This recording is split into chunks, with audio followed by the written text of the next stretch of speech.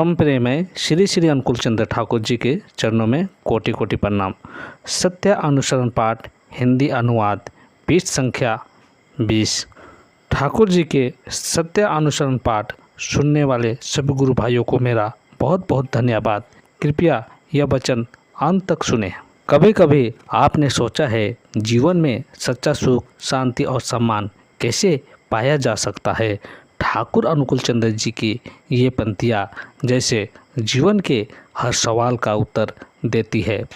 आज आइए इन अमूल्य वचनों को समझे दिल से, आत्मा से। ठाकुर जी कहते हैं, हृदय दो, कभी भी पश्चाताप नहीं करना पड़ेगा।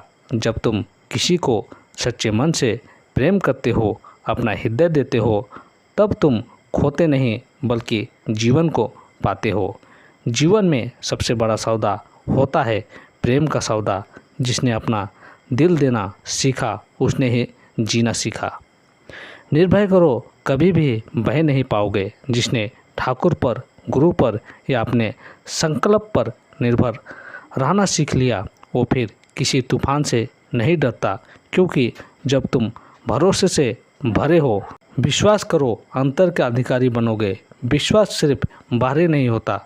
जब तुम स्वयं पर, अपने मार्गदर्शक पर विश्वास करते हो तो तुम अपने अंतरम को जीत लेते हो। फिर जीवन की हर मुश्किल, हर असमंजस खुद ब खुद हल होती चली जाती है।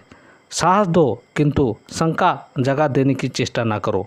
किसी को प्रेरणा देना, उसका मनोबल बढ़ाना यह सबसे बड़ा उपकार है। लेकिन अगर तुम शंका का बीज बो दोगे तो वह इंसान भीतर से टूट जाएगा। इसलिए जब भी बोलो ऐसे बोलो कि सामने वाला उठ खड़े हो। धैर्य धरो, विपत्ति कट जाएगी। जीवन में हर इंसान को कठिनाई आती है, लेकिन जिसने धैर्य नहीं खोया वह विजय की ओर बढ़ा है।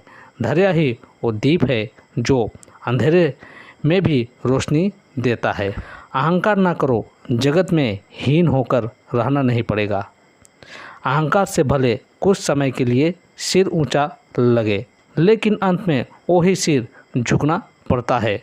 जो नर्म है वह स्थायी रूप से ऊंचाई पर रहता है। किसी के द्वारा दोषी बनाए जाने से पहले ही कतर भाव से दोष स्वीकार करो, मुक्त कलंक होगे। मनाव होना गलती करना है, लेकिन सच्चा मनाव वही है जो स्वीकार करना जानता है। स्वीकार करने से कोई छोटा नहीं हो जाता, बल्कि वह जगत का प्रिय बन जाता है। संयम रखो, किंतु निर्भीक बनो। संयम कमजोरी नहीं है, वो तो सबसे बड़ी ताकत है। पर इसका मतलब ये नहीं है कि डर के जियो। डरो नहीं, पर बहको भी मत। यह जीवन की कला है। सरल रहो, किंतु बेवकूफ़ ना बनो। सरलता मतलब साफ दिल, साफ इरादे, लेकिन मूर्खता नहीं। ठाकुर कहते हैं, निष्कपट बनो पर विवेकवान भी। विनीति रहो, इसका अर्थ यह नहीं है कि दुर्बल हृदय बनो। विनय का मतलब घुटना नहीं होता।